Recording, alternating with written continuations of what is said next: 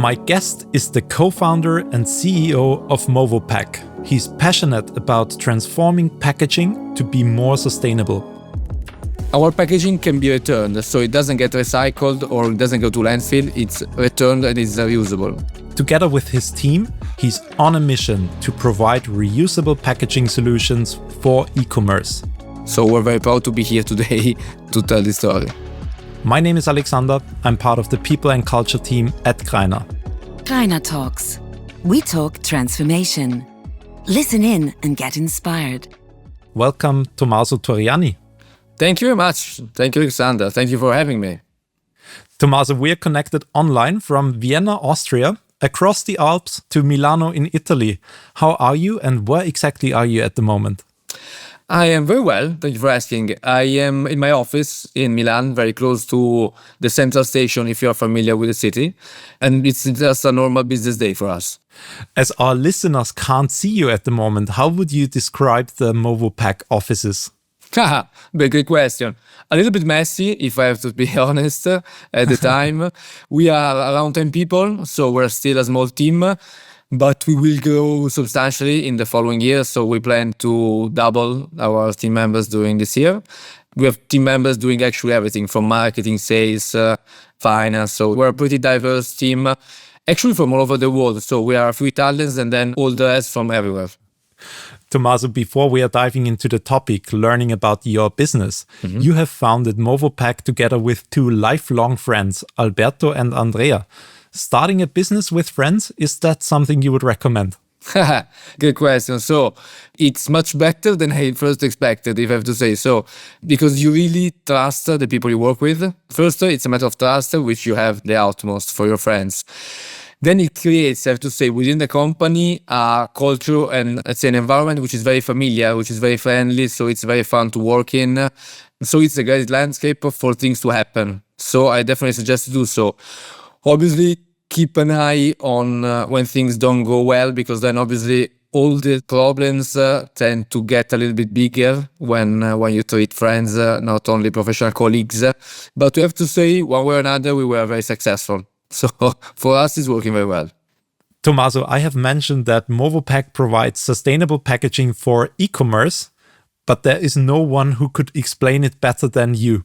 So in a nutshell, what is Movopack all about? Sure. So we provide reusable and returnable packaging for e-commerce.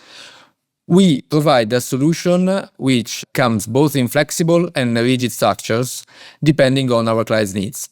How does it work? Final customers get the product they've ordered online in our Movopack packaging. They take out the product they received, so let's say a t-shirt, and then our packaging can be returned, so it doesn't get recycled or it doesn't go to landfill. It's returned and is reusable. So how does it work? Final customers fold it, and our packaging becomes as small as a small envelope, and is provided with a prepaid shipping label that provides the opportunity to the final customer to return the packaging through any post box in Europe, one of those 700,000 post boxes out there. We receive it, sanitize it, and send it back to the e-commerce brand for the next round. So from a consumer's point of view, when I'm ordering from an online shop that is collaborating with you, I receive my product, my goods in a Movopack packaging, and then I take this packaging and send it back to you. Is that correct? Yes, correct. Just dropping it in any post box in Europe, yes. And what kind of materials is this packaging made of? We mostly use polypropylene, recycled propylene, and air PET, which are the material that best fit our needs in terms of resilience and toughness. All right. And how does that look like when you receive that packaging back? Do you have to clean it, refurbish it? Is that complicated? Do you have to throw away a lot of the packaging because it's damaged? Can you give us an insight? So actually, we are very proud of our refurbishment rate, which is the ratio of packaging that comes back to us and can be reused another time. So this number for us is 98%, which, just to give you a reference, it's much higher than other companies in the space, most importantly in the food and beverage space, in which this refurbishment rate it's around 85-90%. So we're very good in cleaning and refurbish the product for the next use. And out of curiosity, where does that refurbishment process take place? Is that in Milano or somewhere else? Actually, all over Europe. So we have different refurbishment facilities in the UK, in Central Europe, and in Italy. The largest one is in Italy. But then we tend to move the refurbishment activity, the closer we can to our clients, being active mostly in Italy and the UK. So these two are the most active refurbishment hubs. But we're planning to open many more in the future all around Europe. And what would you say is the status quo of sustainability in e-commerce? Because you're saying that you want to make sustainability not just an option, but a standard in this field. Yeah, sure. So keep in mind that when you think of the consumer experience and you compare a brick and mortar shop to an e-commerce shop, you have an increase of waste coming from packaging in the e-commerce shop of almost 10 times. So we are directly focusing on the main pain point of this retail experience by making it completely reusable and waste-free. And one follow-up question, because you're already touching upon, there's a lot of shipping involved in your business. Wouldn't it be even more sustainable if I just go around the corner and buy my products, my goods there? Sure, that's actually very smart for decreasing the impact of logistics, which is obviously one of the main driver of pollution and waste in the e-commerce experience. So if you did that, you would have some hubs that would just concentrate all the shipments of many goods. So that would be great for decreasing the shipments, but then you wouldn't solve the problem of packaging, of which you would always need in this scenario as well. And as we all know, we live in a society that is very convenient and the shipping of parcels is booming. So it doesn't look like this trend is going away. No, but surely not. No, exactly. We are looking at markets that grow double digit year on year. And I have to say, from a consumer perspective, as final customers, you can see end of the day, the waste bin full of these boxes that come from any e-commerce brand. And speaking of customers, last year you have secured a very exciting deal with Royal Mail, the UK's national postal service. In a nutshell, what are you doing with Royal Mail? So we have built this amazing agreement for which we can provide return logistics directly in the UK. That is keeping the packaging that are sent to us through any post box in the country within the nation, within the UK. So we are able to provide a service which is extremely efficient in terms of price and logistics. Wow, that sounds really, really exciting and like a big deal. It is. No, we're very proud of it. I have to say the work done with them has been long but very satisfying at the end. So we're very proud to be here today to tell this story. Tomaso, one of the reasons why I'm so excited about speaking to you is that there's also a connection between Greiner and Movopack. In 2024, you secured funding by Greiner InnoVentures, which is Greiner's startup hub and acts as a corporate business angel.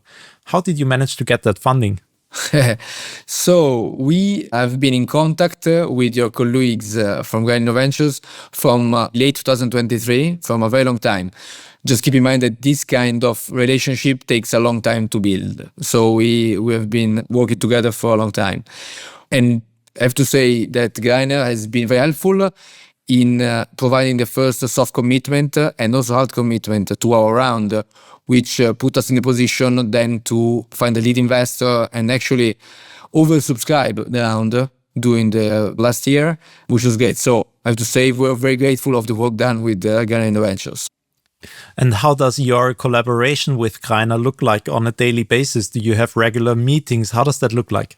Well, we have an information flow between us and them to get them updated on everything that happens here, which happens every month on a very detailed basis. And then from time to time, we get together to discuss potential synergies or business opportunities for both of us. With Greiner as a potential, let's say, commercial partner or production partner. So on everything that we do, Greiner, it's always a counterpart that can bring obvious value. So we have a meeting next week, for instance, to discuss a potential packaging opportunity. But I mean, it's a continuous work of seeing innovation in the space we do with a partner which has a footprint and a set of skills which is extremely helpful for a company in our space. And is there any exchange with other startups that Greiner InnoVentures is funding? Yes. So we had a couple of great interactions with Matter, one of the portfolio company of Greiner InnoVentures, to discuss also, potential synergies or partnership, but also to understand how to best, let's say, create value together with Greiner as an investor. But then we look forward to meet many more in the future. So we're also happy to come to Vienna and meet them in person, which we haven't done yet. Do you have any advice for young entrepreneurs or startups who would like to get funding by Greiner InnoVentures?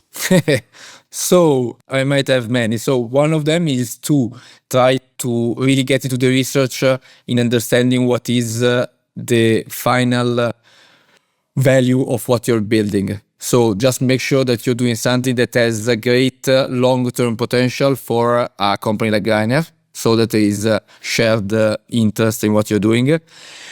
Then I have to say to work on the numbers and on the business model to make margins, cash flows, and also growth perspectives credible and backed by hard evidence. I believe the first few efforts you do as a startup should be representative of your long-term goal as a company.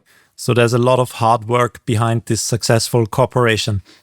Yes. So there is a lot of work. There are also a lot of pivots, I have to say. So once you set the bar right to the right direction, you always need to adjust it in order to get to the final business model and offer that really works. I believe one great element that a startup founder should have is the ability to understand when things are going wrong and understand it as soon as possible, because time is of the essence in this experience. So you always need to pivot, but you need to do it quite quick and again, as soon as possible. Tomaso, you left the private sector as an employee in 2019. Then you did an MBA at Columbia Business School before founding Movopack in 2021. What made you change your career? I have always had in the back of my mind to launch a startup, to launch an entrepreneurial business activity. So I spent my first 4 years of professional life in a private equity fund, which was active in investing only in companies driven by sustainability trends. And I would say that during those years, I always kept an eye on potential opportunities as an entrepreneur. I always had in my back of my mind to build something. And during those years, I had the chance to get some ideas on potential opportunities. That's what I'm doing now. So Movopack idea was basically coming from that experience. But also I had the chance to build the skills that I am applying now in the job I'm doing. So it was, long story short, a long-term goal of mine, but also my conviction was that I needed some time to build the skills I needed and to find the opportunities I had to go for. On LinkedIn, I can see that you are currently hiring and you are promising hard work, but also a meaningful and exciting challenge with lots of fun. How would you describe the Movopack culture?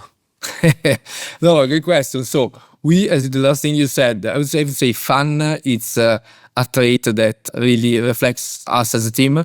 Every interaction obviously needs to bring value. So the final goal is to bring value to our company and to what we're doing. But the tone of voice, how we interact with each other, like not depending really on the role and on the hierarchy, it's really to make it fun. So to make our daily lives as fun as possible. So I have to say fun is a really important part of what we're doing. And then there is ambition. So we're all aligned in pursuing something big, something great. It's a revolution, we believe, in the industry. As a team, we're very ambitious on the final targets that we're moving forward.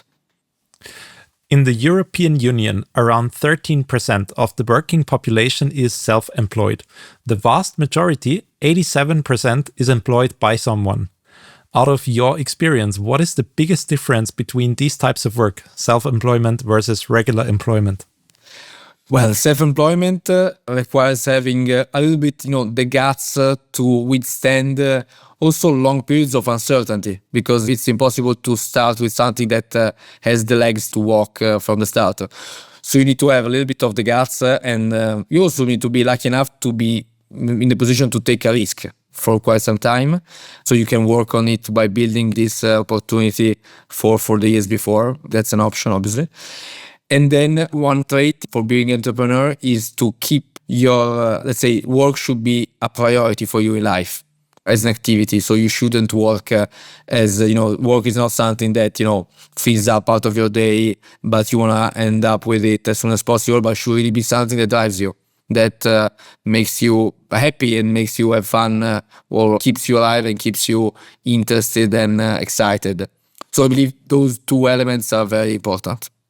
And if you had one major advice to somebody who wants to build a startup, what would that be? My one is to jump and just start doing it. So what I believe I see with many of my friends from the MBA, so exceptional talents I've seen everywhere, is the lack of risk adverseness. It's a lack of being risk takers.